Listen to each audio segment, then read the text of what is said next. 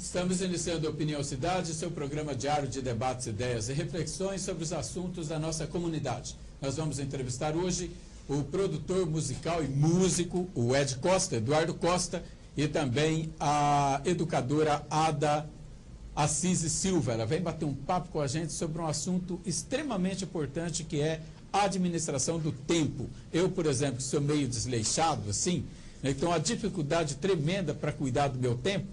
Prometo que vou aprender bastante com ela hoje aqui. E quem estiver ouvindo e quem estiver vendo a gente, fica à vontade aí, porque a Ada dá palestras e cursos sobre isso. Eu quero começar a entrevista com a Ada. Por quê? Porque eu não sei se o Eduardo tem esse problema, não sei se o Newton tem esse problema, mas eu tenho um problema terrível com o tempo. Eu tenho um amigo, Tufian Barneto, lá o diretor da Uniceres, que ele diz que ele consegue organizar o tempo dele e que tudo dá certo, porque ele organiza o tempo dele. Eu já não consigo, eu tenho problema com o tempo. Ada, como é que se administra tempo? Sem tornar a vida chata, né? Porque tem gente que fica chato. Com certeza. É possível organizar o tempo sem ficar chato? É possível. Mas, em primeiro lugar, eu queria agradecer de estar aqui com você, né? E também a gente fica penalizado, às vezes, de não poder vir, porque é um prazer poder estar aqui no canal da cidade, principalmente aqui no seu programa.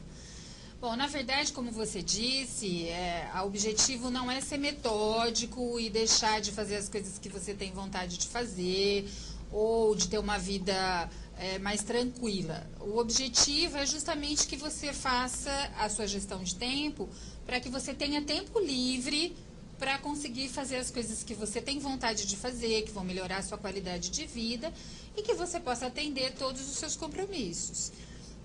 Então, das ferramentas para você fazer esse planejamento é a agenda, né? Você poder se agendar de forma a que você consiga cumprir os seus horários e ainda gerar esse tempo extra para você fazer as coisas que você tem vontade de fazer. E por que é tão difícil para algumas pessoas fazer uma agenda e cumprir essa agenda? Olha, eu acho que em primeiro lugar existe a questão cultural, né? Porque o brasileiro ele não tem uma questão de planejamento muito arraigada já na sua cultura e durante a sua educação em casa. Então, isso já faz um pouco parte do nosso jeito de ser, às vezes, em questão à pontualidade, né? Você trabalha com pessoas de outros países, com executivos ou educadores, e você percebe essa necessidade de cumprir o tempo e exatamente no horário, né? Se você diz que é 5, são 5, não é 5:1 nem 5:2. Então, isso já faz parte da cultura das pessoas, né? De outros lugares, que não faz parte da nossa. E um segundo lugar, eu acho que é justamente você começar a trabalhar com as crianças desde pequenas, para que elas saibam que elas precisam manter alguns horários. Então, que existe um horário para você fazer tarefa, existe um horário para você ver TV, existe um horário para você tomar banho, um horário para você se alimentar. Então, mesmo que você tenha uma folga em função, às vezes, de final de semana ou de férias, a criança, ela precisa desses limites e desses horários para que justamente ela se adapte a isso, né? Para que ela consiga realmente no futuro, quando um profissional, um adulto, ela já ter essa disciplina, porque são hábitos, né? A verdade é que a gente está falando aqui, Lelé, é de hábitos que a gente tem. Então, às vezes, a gente tem que ter esses hábitos já construídos desde da nossa infância. E, num terceiro lugar, eu acho que a gente está num mundo onde a gente é muito exigido, com uma série de compromissos, um mundo muito competitivo, onde a gente tem que trabalhar mais do que o previsto, né, em função de você conseguir se manter em mercado de trabalho ou conseguir dar conta de toda a sua agenda. Então, na verdade, não é uma coisa fácil, né? É uma coisa que para todas as pessoas é difícil. Agora, se a gente coloca no piloto automático e vai, aí fica mais difícil ainda. Se você consegue se agendar, e eu digo sempre, não adianta você se agendar no dia. O ideal é que você se agende na semana. Porque você se agendando na semana, você consegue ter uma visão melhor do que vai acontecer a cada dia da semana, o que você vai fazer nos dias que você tem programado. Porque se você se programa num dia só, você fica mais limitado naquele acompanhamento diário. Se você se programa para a semana, você consegue visualizar aonde você tem espaços, aonde você não tem, porque nós somos multipessoas, né?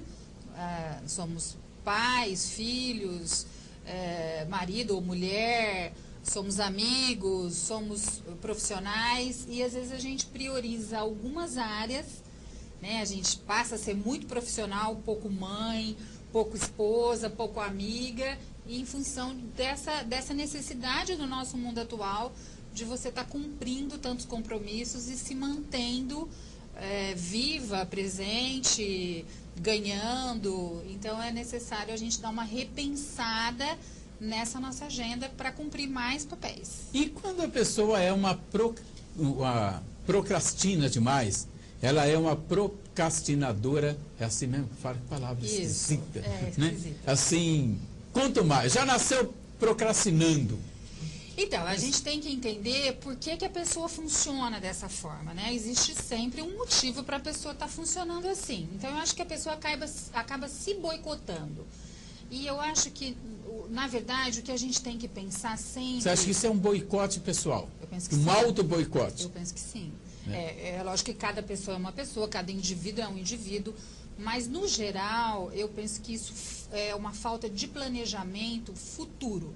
Quer dizer, o que é que eu quero para mim?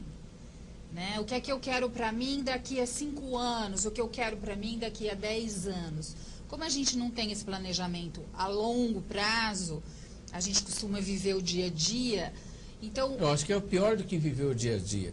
É a gente ficar empurrando para amanhã aquilo que deveria e poderia ter sido feito hoje. Justo, porque se você faz hoje, é porque você já sabe que isso faz parte de um plano maior, que é um plano para você alcançar uma coisa futura. Por exemplo, não, no futuro eu quero fazer um mestrado, eu quero fazer uma pós-graduação, eu quero construir a minha casa, eu quero viajar, eu quero que o meu filho faça... Eu quero escrever um livro, eu quero gravar um disco. Eu quero gravar um disco, eu quero...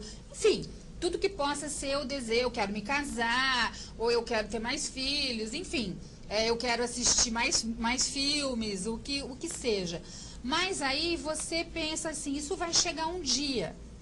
E a hora que você vê, aquele dia já chegou, você não realizou. E já ficou para trás. E justamente por isso, porque a gente não dá importância ao tempo. E o tempo é uma coisa, que é a única coisa que você não tem de novo.